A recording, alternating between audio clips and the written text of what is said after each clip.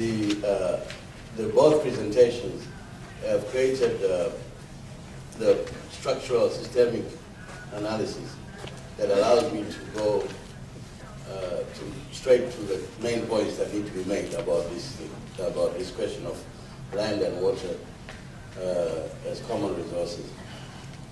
Because certainly one of the major response, in fact, to this financial crisis, to the current crisis, is what we in Africa we call the new scramble, new recolonization, scramble for land, natural resources, and minerals, including water. This is the major process at play. This is not a new process, historically. We have heard the presentation earlier about the process of primitive accumulation, the export of European populations during the whole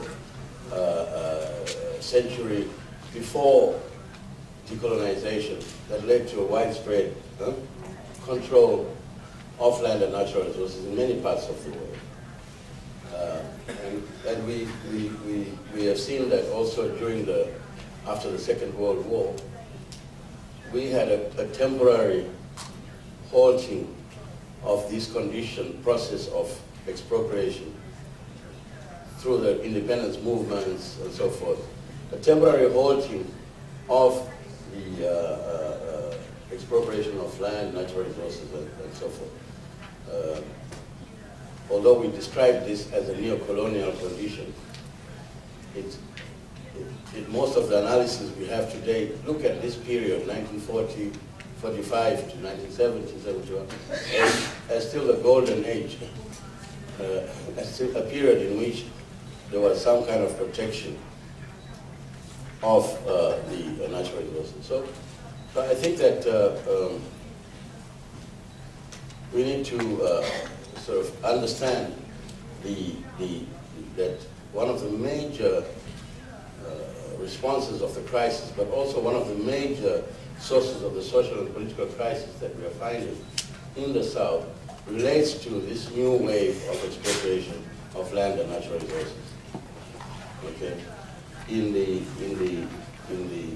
there is a point that has been made, and this is that the hegemonic, the ideological onslaught consists in the thinking that the capitalist mode of accumulation itself can address the problem, that in fact, the commons, the whole idea of accumulation from below, the whole idea of the family, economy and autonomy, that this is ineffective to reproduce the so-called growing populations.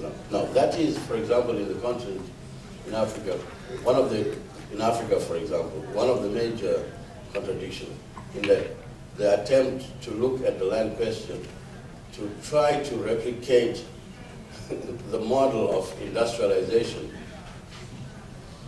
that in fact was not replicated within Europe, was not produced within its own conditions. It was produced by the expropriation of big parts of the continent. So it's very interesting for us, just if the idea that you explain in China, for instance, very interesting for scholars and also grassroots movements to understand that in fact you do not need to try to reinstitute this private property and destruction of the commons, okay, to create conditions for social reproduction, to create an empowerment system that you're talking about, and so forth. Okay, so I mean, this is one of the main points. My colleague from Senegal here will tell us more about Africa, but I thought I should still about the situation specifically in Africa. But I thought I should mention that the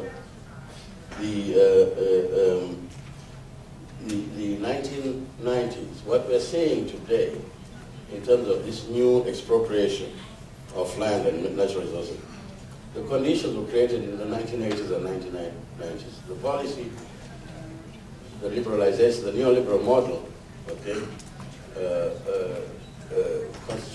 was constituted through the idea of liberalizing property rights policies, creating conditions for marketization of land and natural resources in a number of countries. This was attempted, but this was most intensive, has been most intensive in some of the semi-industrial, semi-peripheral countries. If you take South Africa, even Zimbabwe, and in some places in North Africa, you have had the major attempts to privatize natural resources, the onslaught on the commons. But most of the countries on the continent, in Africa, for instance, have retained the common property resources. This system of creating private property rights is very marginal to many of the countries. But some of the conditions that are created under the structural adjustment and so forth are putting pressures internally for expansion of these private property markets. And I think this is the one of the main points that we need to deal with. Now, the new drive to expropriate land and natural resources also comes through the language of ecological sustainability. So that, there are many ideas ideologically that are used: efficiency on scale, concentration, and so forth. Now, for instance, through this, not only through this false notion of marketizing carbon credits and so forth, that the creation of the market, we have an extensive, let us say, enclosure of land and natural resources on the continent for this very, in order to trade the rights to pollute. And we've seen an increasing number of pristine resources, water resources and land resources, where they come together, being enclosed to exclude rural populations in Africa. And this is happening not only in the famous wildlife resources, but across many central ecosystems. If you take Ethiopia, for instance, this is being divided up in terms of the ecological systems across by not only the agricultural, expropriation for agricultural large-scale transnational production, but also the expropriation of ecological zones to accumulate credit to expropriate. So this is a common feature, another common feature around which the commons is being expropriated as a private commons, not as a social commons. That, I don't know, is the contradiction clear? We're enclosing land as a public commons, but for private use. Indeed, the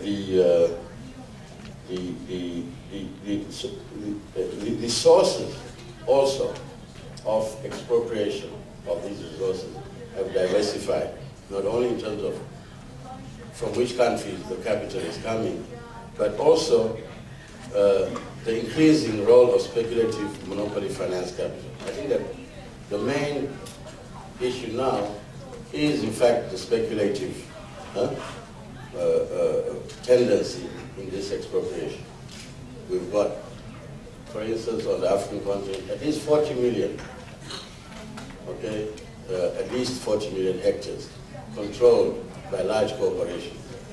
It does not show in the production, in the food, the figures.